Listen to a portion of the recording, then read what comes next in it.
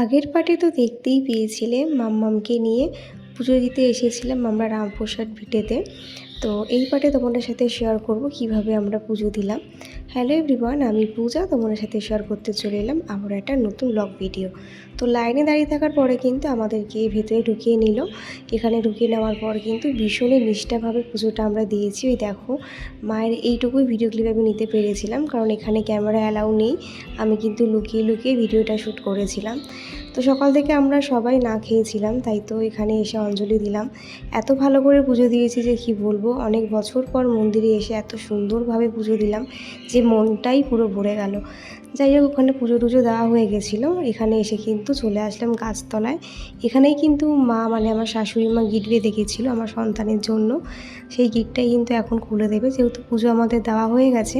তো দেখো মা এখানে এসে গিট খুলছে। কোনটা বেঁধে গেছিলো সেটা তো আর খোঁজা সম্ভব নয়, তাই যে কোনো একটা গিট খুলে দিচ্ছে। তো দেখো মা কিন্তু এখন সেই গিটটা খুলে দিচ্ছে। আর জানো তো, মানসিক পুজো কিন্তু সময় থাকতে দিয়ে দেওয়াটা উচিত, বেশি দিন ঝুলিয়ে রাখা উচিত নয়। তো আমরা 3 বছরের মাথায় মানসিক পুজোটা দিয়ে দিলাম। তো আমি তো ভীষণ হ্যাপি, আর আমার শাশুড়ি মাও কিন্তু খুব খুশি আর কি আজকে এই মানসিক পুজোটা দিয়ে। তো তারপরে কিন্তু আমরা সবাই মিলে একটু ফটো তুললাম, ফটো ভিডিও ক্লিপ নিয়ে নিলাম। তবে তোমার দাদাভাইকে ভীষণ মিস করছিলাম, ও আসলে হয়তো একটু বেশি মজা হতো। যাই হোক, তারপরে কিন্তু আমরা এখন যাচ্ছি এইখানেরই একটা পুকুর আছে মন্দির লাগোয়া। এখানে কিন্তু অনেক মাছ আছে। আর এবারে তো এসে দেখলাম শুধু মাছই না, এখানে কিন্তু একটা বড় কচ্ছপও আছে। একটা ঠিক নয়, দুখানা। তো দেখো ওই যে অল্প একটু দেখা গেছে। তো আমি যখন পরে একটু খাবার দিয়েছিলাম তখন কিন্তু আরও একটা দেখা গেছে, যেটা তোমাদের সাথে সেটা শেয়ার করি। খাবার দাবার পরে কিন্তু কচ্ছপটা আবার এসেছিলো, দেখো কি কিউটি না লাগছে। তো সেটাই কিন্তু একটু ক্যামেরাবন্দি করলাম। আর এই পুকুরটাতে না শুধু কচ্ছপ না, অনেক অজস্র মাছ আছে, যে মাছগুলো এখন রোদ্দুর থাকাকালীন অতটা ভালো বোঝা যাচ্ছে না, মেঘলা ওয়েদারে বেশ ভালো বোঝা যায়। তো আমরা কিন্তু বাড়ি থেকে এখানে মানে এদেরকে খেতে দেবো বলে খাবার নিয়ে এসেছিলাম, পাউরুটি। তো সেটাই কিন্তু দিয়ে দিচ্ছি। তো মামাও কিন্তু দিচ্ছিল, ও তো খুব মজা পেয়েছে। যাই হোক, তারপরে কিন্তু মন্দির থেকে বেরিয়ে এসে আমরা সবাই মিলে চলে আসলাম ব্রেকফাস্ট করতে। পুজো দিয়েছি, অনেক সকালে বেরিয়েছি, তাই খিদে পেয়ে গেছিলো। তো ব্রেকফাস্টে খেলাম হচ্ছে কচুরি আর তরকারি। সেটা খেয়ে কিন্তু আবার বেরিয়ে পড়লাম আরও একটা জায়গা যাওয়ার জন্য। তো রামপ্রসাদ ভিটেতে এসেছি, আশেপাশের জায়গাগুলো ঘুরবো না তা তো হয় না। তো এটা হচ্ছে নিরানন্দ আশ্রম।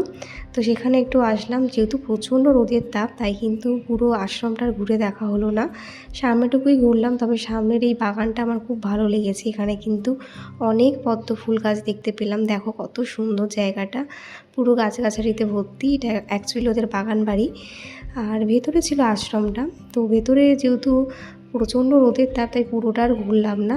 তো রিসেন্টলি কিন্তু এখানে কোনো অনুষ্ঠান হয়েছিল, যার জন্য দেখো সব প্যান্ডেলের বাঁশ টাঙানো ছিল। আর কদিন আগে আসলে হয়তো এই অনুষ্ঠানটা আমরা দেখতে পেতাম, প্রতি বছরই নাকি সেই অনুষ্ঠানটা হয়।